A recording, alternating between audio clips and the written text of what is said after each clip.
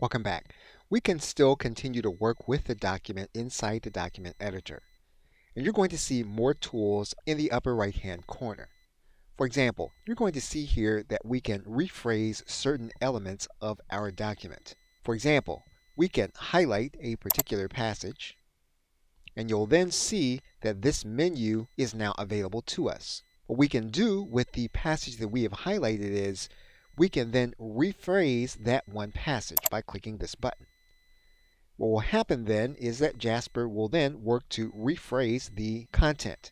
We can choose to use that content, we can click the replace text, or we can try it again. And then Jasper will retry it again.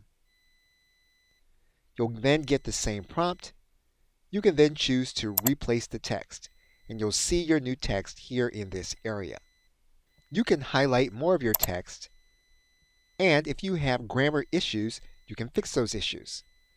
You can click this button that says Fix Grammar. What you'll also see here on the right-hand corner is an element that says Explain it to a fifth grader in order to make your content simpler.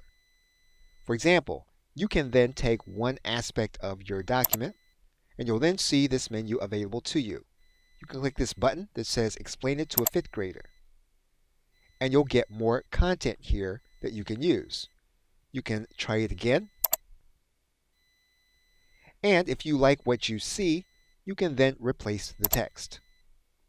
If you don't feel your content is long enough, you can place your cursor at the end, and you can click the Compose button, and Jasper will begin to compose more text.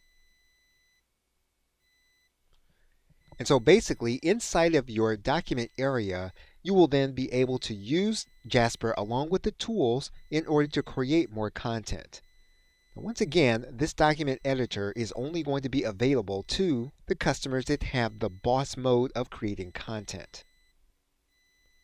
Okay, so with that, thanks, and I will see you in another video.